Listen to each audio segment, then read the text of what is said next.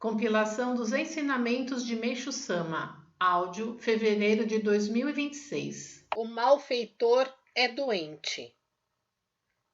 O título acima suscitará dúvidas entre as pessoas, pois há muitos malfeitores com aparência sã. Aliás, entre estes, é até maior o número de indivíduos aparentemente saudáveis. Entretanto, isso se limita à visão superficial. A parte espiritual, ou seja, seu interior, encontra-se verdadeiramente doente.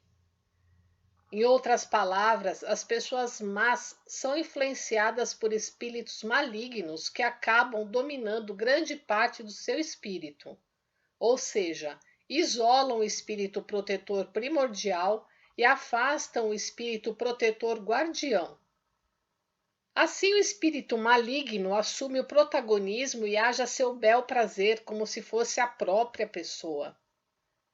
Sem dúvida, os referidos espíritos malignos podem ser espíritos de raposa, de texugo, de dragão ou de outros animais. Portanto, seus atos não diferem muito daqueles praticados pelos mesmos. Nessas condições, sem nenhum constrangimento e com toda naturalidade, realizam com prazer atos impiedosos e cruéis que uma pessoa jamais faria. A diferença entre eles e o ser humano é tão grande que não se consegue imaginá-la com base no senso comum. Conforme tenho ensinado, desde o seu nascimento, o ser humano possui espírito protetor secundário de natureza animal. Deus permite sua existência por ser indispensável à sobrevivência humana e porque os desejos físicos são necessários. Entretanto, analisando o malfeitor, constatamos a atuação de dois tipos de animal. Podem ser casos de possessão de outro espírito animal ou de demonstração da animalidade do espírito protetor secundário a que já nos referimos. Por que isso se verifica dessa forma?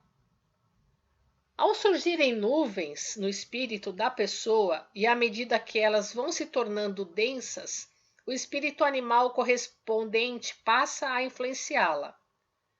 Nesse caso, o espírito protetor primordial acaba perdendo para o espírito animal, que passa a agir a seu bel prazer por meio desse corpo.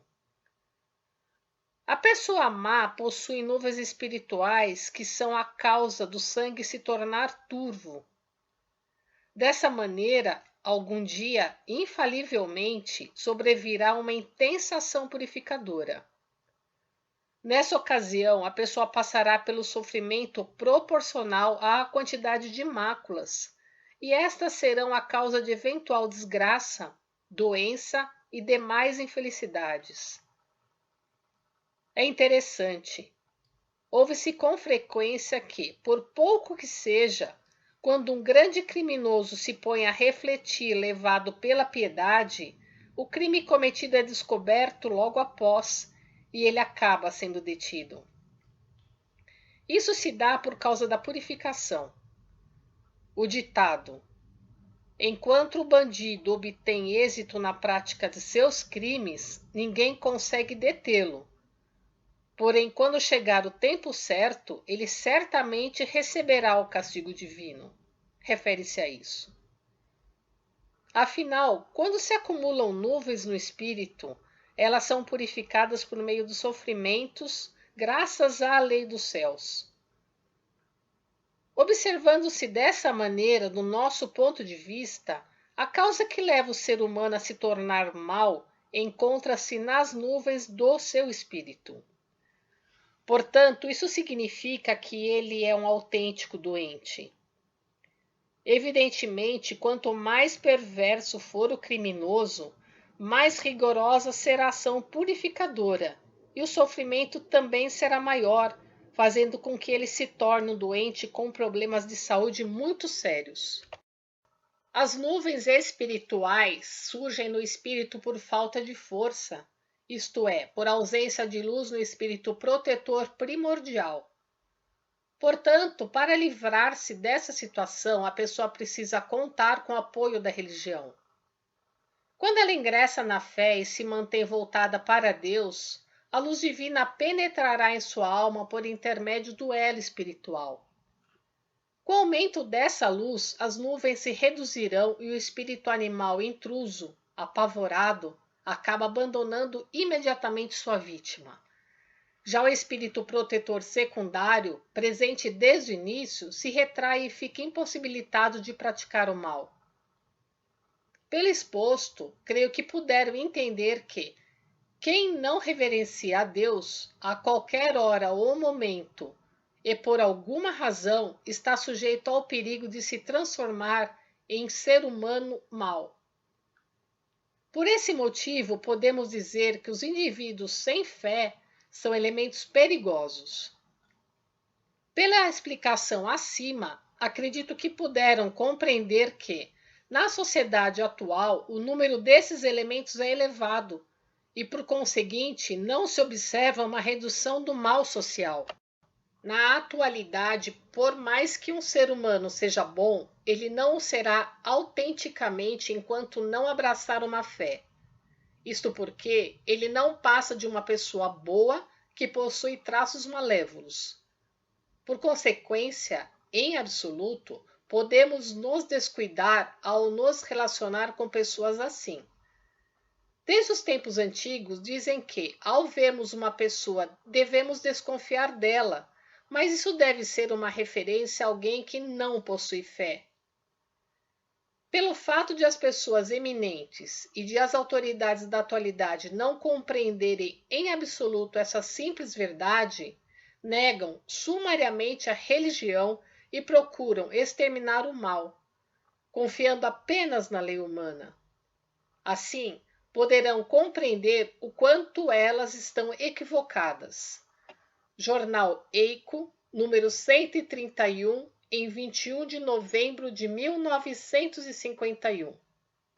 Arte da religiosidade e da filosofia, democratizando a arte TV no YouTube. Compartilhe os ensinamentos de Meishu Sama. Como tornar as crianças saudáveis. Publicado no Jornal Eico, número 95, em 14 de março de 1951. As crianças de hoje têm a saúde muito precária. É desolador verificar em toda parte o grande número de crianças frágeis e pálidas. Até pouco tempo, isso só ocorria com as da cidade, mas ultimamente vem se observando a mesma tendência na zona rural. Em certa vila da província de Nagano, após um exame de saúde, constatou-se que, entre 100 alunos do ensino fundamental, 81 apresentavam suspeitas de tuberculose pulmonar. De vez em quando aparecem notícias semelhantes nos jornais. Qualquer pessoa, fatalmente, fica perplexa diante dessa realidade, pois o progresso da medicina já se estende até mesmo às vilas. Visto que a causa é totalmente desconhecida, o problema se torna mais grave. Assim sendo, escreverei sobre a verdadeira causa da saúde precária das crianças, na perspectiva de uma medicina em concordância com a natureza. Só podemos crer que essa causa decorre da visão equivocada da higiene e da nutrição. A questão é que atualmente tem-se a ideia de que é positivo criar as crianças japonesas de forma idêntica às ocidentais, em todos os aspectos.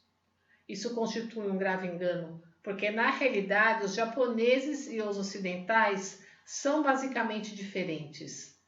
No passado, essa criação errada limitava-se às grandes cidades, mas parece que nos últimos tempos vem sendo igualmente adotada no interior. O equívoco consiste no desprezo à natureza, além dos seguintes pontos. A. Dar pouca importância ao leite materno, como ocorre no Ocidente. B. Oferecer leite de vaca em excesso. C. Dispensar cuidados exagerados. D. Fazer ingerir medicamentos em demasia. E. Aplicar injeções indevidas, entre outros. Tudo isso, ainda que teoricamente esteja correto, na verdade acaba enfraquecendo o corpo físico.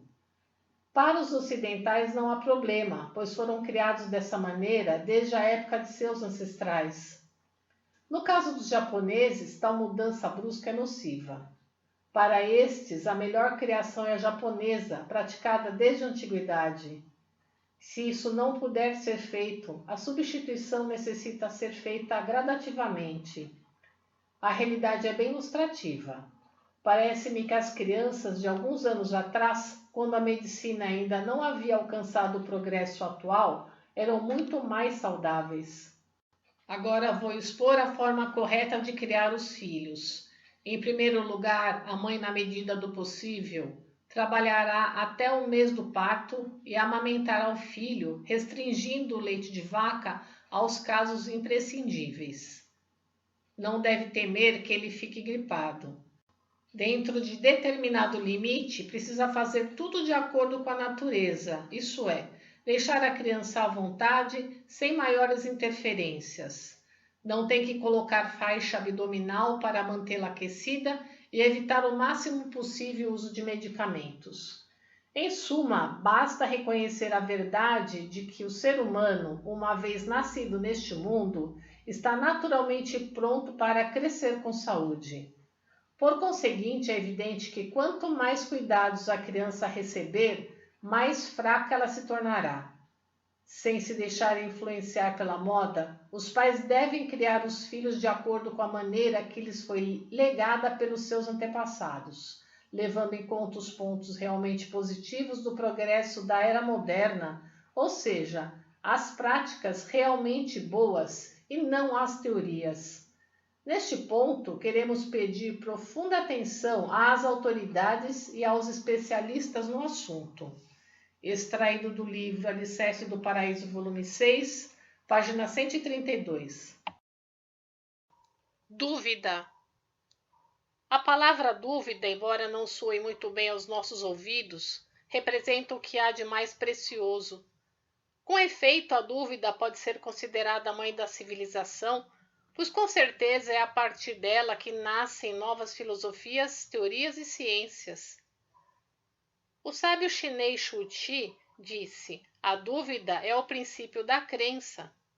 De fato, são palavras eternas. Por exemplo, é natural que entre as pessoas em geral surjam dúvidas como: por que a Igreja Messiânica Mundial, uma religião nova, expandiu-se tanto em tão pouco tempo? Por que será que ocorrem milagres tão maravilhosos como os relatados nas experiências de fé? Como se explica a rápida construção dos protótipos do paraíso terrestre por meio de grandiosos projetos sem precedentes? Contudo, duvidar apenas por duvidar nada significa. Acredito que surja a vontade de desvendar esses mistérios. Isso é louvável, porque a partir dessa vontade será possível compreender a verdade, ampliar o conhecimento e desenvolver-se. Portanto, devo dizer que, quanto mais a pessoa duvida, mais progressista ela é e terá um futuro promissor. Existem, porém, algumas sem muita sorte que, embora duvidem, infelizmente não encontram quem lhes possa mostrar a verdade e acabam enveredando por um labirinto em que as dúvidas geram mais dúvidas. Grande parte das pessoas é assim. Entre elas, há algumas que fazem pouco caso das verdades pregadas pela nossa igreja e as deixam passar despercebidas. São criaturas extremamente infelizes. Ao imaginar as pessoas que antes duvidavam e hoje, após o ingresso na nossa religião, foram salvas e estão repletas de alegria, conclui-se que não há nada melhor que a dúvida. Assim sendo, creio que puderam compreender que o ser humano deve ser capaz de duvidar e mais, ter coragem para expor as próprias dúvidas. Dúvida, ó dúvida, és maravilhosa. Jornal Eico, número 96, em 21 de março de 1951. Esclarecimento da verdade. Antes de mais nada, qual é o verdadeiro objetivo da religião? Sem dúvida, é o esclarecimento da verdade. E o que é verdade? A verdade é a natureza tal qual ela se apresenta. O sol desponta no leste e desaparece no oeste. O ser humano nasce e inevitavelmente caminha para a morte. O budismo se refere a isso como as expressões tudo que nasce está sujeito a desaparecer e todo encontro está condenado à separação.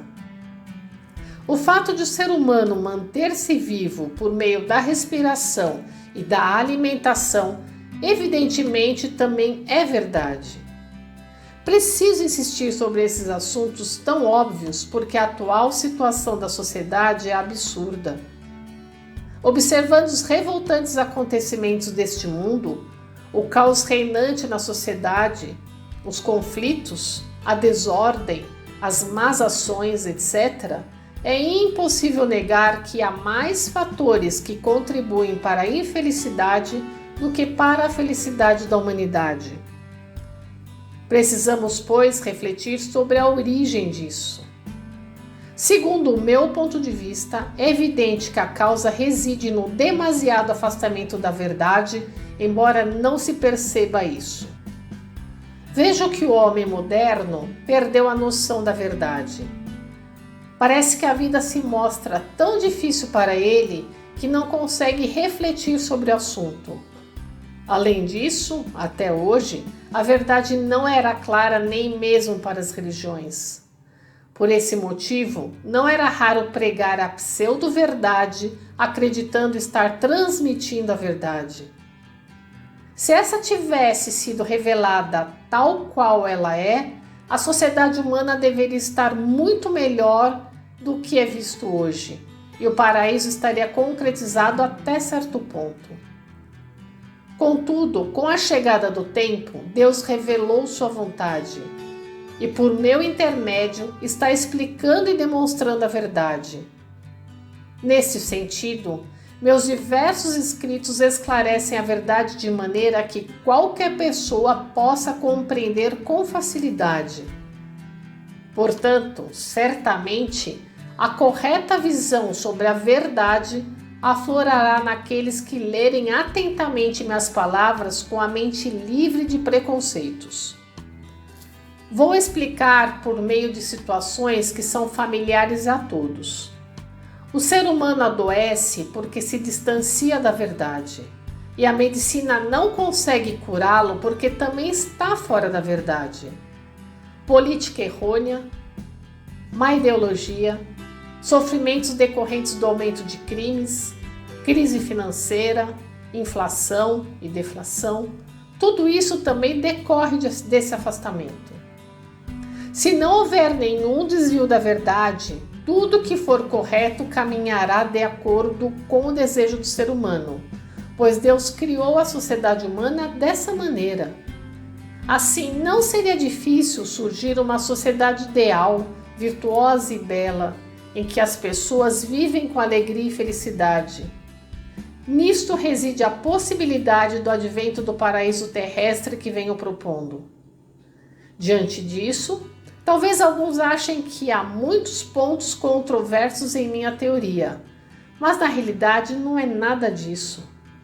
Tudo o que eu digo é muito óbvio.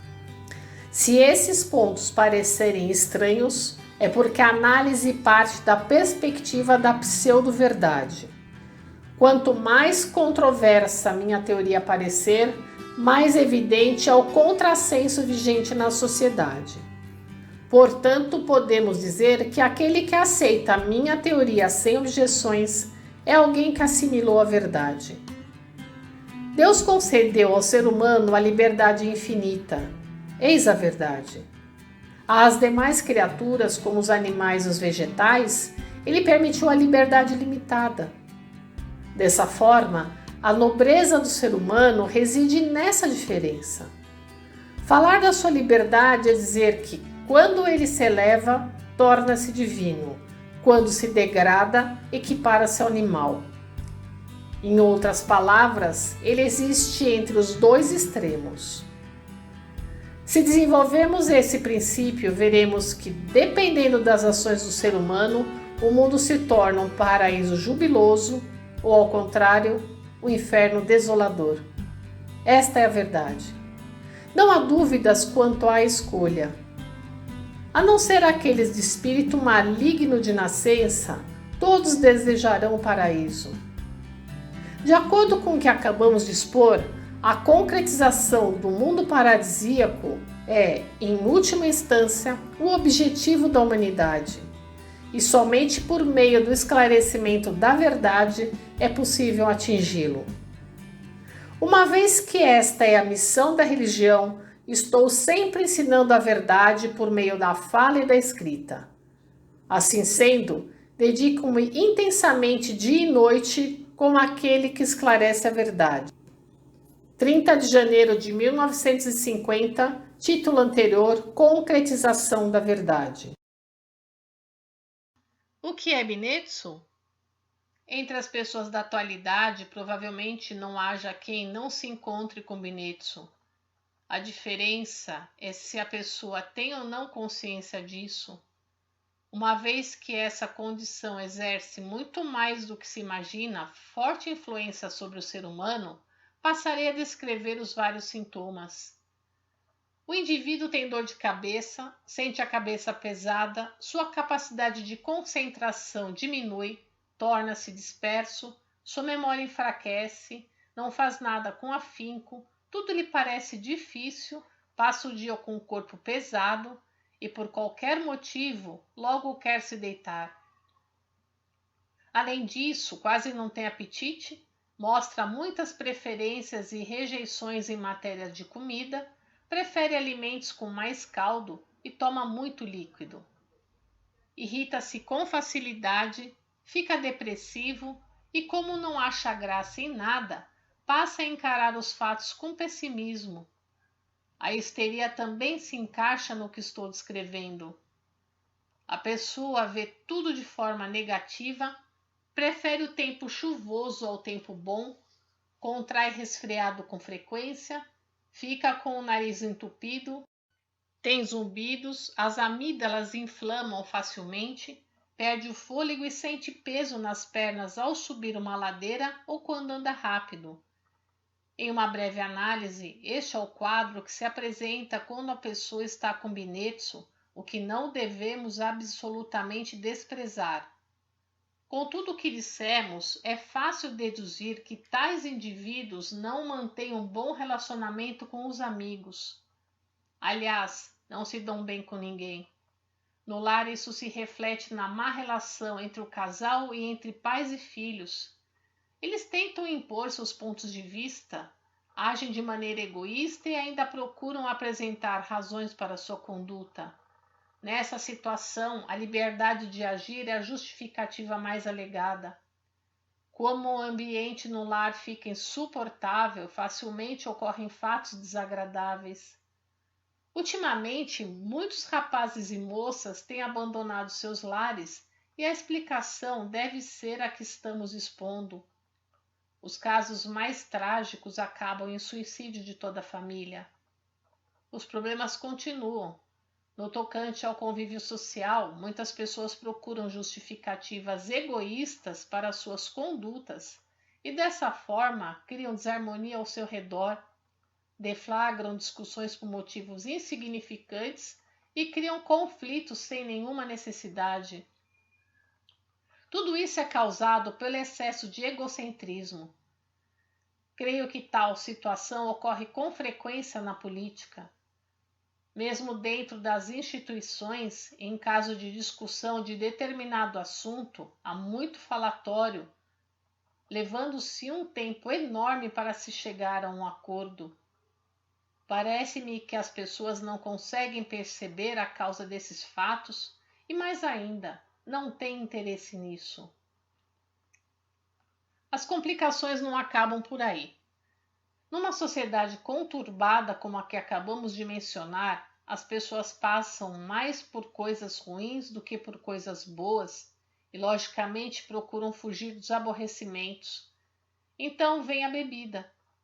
Deve ser esta a razão pela qual, por mais que seu preço suba, o consumo não diminui. Além disso, na ânsia de fugir dos sofrimentos, as pessoas acabam procurando diversões que lhes proporcionem fortes estímulos. Os jovens procuram cabarés, discotecas, casas de jogos e outros locais suspeitos. Os indivíduos de mais idade, desde que tenham algumas posses, procuram refúgio em amantes ou em bordéis. Assim é que no mundo atual proliferam diversões não saudáveis. Se a origem de um quadro tão sombrio, conforme dissemos, é o binetsu, que as pessoas normalmente apresentam, não há nada mais temível que esse estado. No entanto, não é só isso. Quando a pessoa está dessa maneira e se submete ao exame de saúde, os médicos acham que é o indício da tuberculose, o que complica a situação. Diante do diagnóstico, ela passa a fazer repouso absoluto e a se submeter a vários tratamentos médicos. O resultado é que a maioria, depois de sofrer por anos seguidos, acaba partindo para o outro mundo. Certamente é difícil encontrar uma entre 100 pessoas que felizmente se restabeleça e volte ao trabalho como fazia antes. Consequentemente, visto de qualquer ângulo, é evidente que devemos ter um organismo livre do binetsu. Qual é a causa do binetsu? São as toxinas medicamentosas, as quais se encontram solidificadas em vários pontos do corpo, determinando um processo brando de purificação. Para eliminá-la de verdade, não há absolutamente nada a não ser o Jorei. À medida que aumenta o número de fiéis da nossa religião, tende a desaparecer o quadro sombrio que descrevemos, não havendo, portanto, a menor dúvida de que surgirá uma sociedade extremamente agradável de se viver. Este é justamente o panorama do paraíso terrestre, em 5 de setembro de 1951. Notas: binetsu, denominação usada no Japão para a temperatura corporal medida entre 36,5 graus centígrados e 37,4 graus centígrados. Na medicina ocidental, não existe uma nomenclatura para esta faixa de temperatura, sendo considerada dentro da normalidade. No Ocidente, a temperatura corporal a partir de 37,5 graus centígrados é considerada estado subfebril e acima de 38 graus centígrados, febre. Inflação de crimes intelectuais, publicado no jornal Kyusei, número 64, em 27 de maio de 1950. Recentemente, a maior parte dos artigos de jornal sobre a sociedade se referem aos crimes intelectuais. São denúncias umas após as outras. Suspeita de irregularidades em determinada instituição pública ou de desvio de tantos ienes. Prisão de chefe de seção e assim por diante. É algo sem precedentes. Com certeza, são todos crimes intelectuais e entre os envolvidos não estão somente as autoridades governamentais. Muitos ocupam cargos essenciais em instituições privadas como bancos e empresas. O mais curioso é que jovens de 20 a 30 anos, bem como adultos já na meia-idade, estão à frente e são os que mais cometem esses crimes, manipulando pessoas influentes através de grandes projetos. Em suma, podemos concluir que tais delitos são motivados pelo desejo de escapar habilmente das malhas da lei, enganar o próximo, angariar enormes somas de dinheiro de uma só vez e entregar-se a uma vida de luxo. Ao mesmo tempo, observamos a ambição que almeja uma liderança na área econômica, caso tudo corra bem. Como sempre dizemos, são pessoas que não creem no invisível, limitadas a uma visão puramente materialista. É claro que temos a polícia, a promotoria, os tribunais e outros órgãos que averiguam os crimes intelectuais e o que fazem bem. Contudo, nós, como religiosos, acreditamos ser também necessárias instituições voltadas ao aspecto espiritual, pois elas preencherão a lacuna deixada pela gestão material. Nem é preciso dizer que esta é a tarefa da religião e qualquer pessoa sensata também pensará dessa maneira, sem que precisemos nos pronunciar. É indiscutível que devemos fazer com que se desperte para o mundo invisível, ou seja, para a existência de Deus. Hoje o mal social deve-se unicamente ao fato de que o homem contemporâneo não crê na existência de Deus e recebeu uma educação essencialmente materialista. Com isso, apenas o conhecimento se desenvolveu e supõe-se que basta ludibriar os olhos alheios. Assim, mesmo que um crime seja perpetrado, não há problema. E por achar que isso é ser inteligente, chegamos aos dias de hoje, em que a sucessão de crimes intelectuais se tornou um fenômeno social. Por essa razão, acredito que a única solução estrutural está em uma política que atue simultaneamente em duas frentes. Por um lado, a adoção de medidas preventivas contra o crime por meio das leis ou outros recursos da mesma natureza. E, por outro lado, erradicar a origem do crime por meio da educação religiosa. Extraído do livro Alicerces do Paraíso, volume 7, página 150.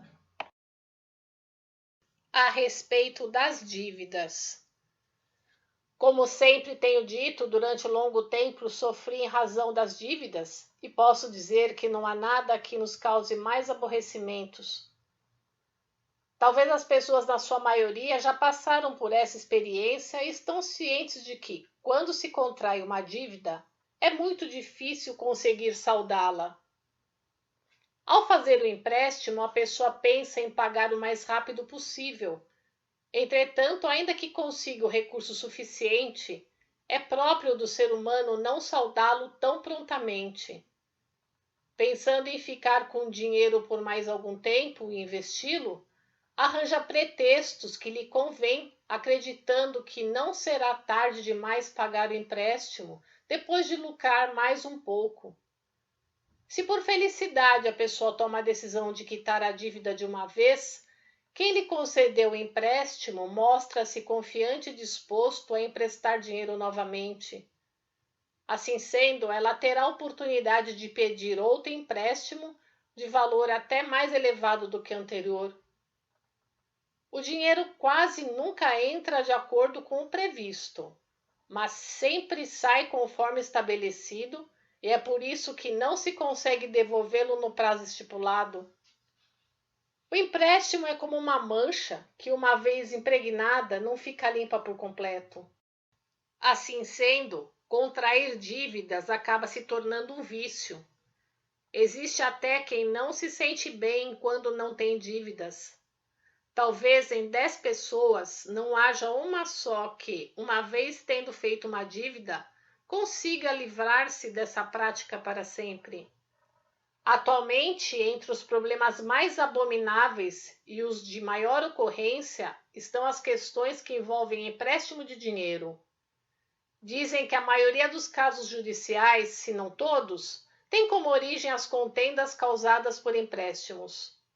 Por conseguinte, a condição fundamental para eliminar os conflitos que existem no mundo é fazer todo o possível para não contrair dívidas. E quando estas forem inevitáveis, deveremos saldá-las o quanto antes. Se todas as pessoas agissem assim, diminuiriam os aborrecimentos que permeiam os relacionamentos humanos e nem haveria necessidade de frisar que assim se formaria uma sociedade feliz. Outro fato que eu gostaria de enfatizar é que as dívidas encurtam nossa vida. Conta-se que o senhor Kihachiro Okura aconselhava as pessoas com essa mesma afirmação. Digo que se trata de uma citação verdadeiramente correta porque nada obscurece mais o sentimento do homem do que as dívidas. Tomando como exemplo minha experiência, ao libertar-me delas, senti como se tivesse saído de uma prisão após um longo período. Jornal Kyusei número 51, em 25 de fevereiro de 1950. Compartilhe os ensinamentos de Meishu Sama.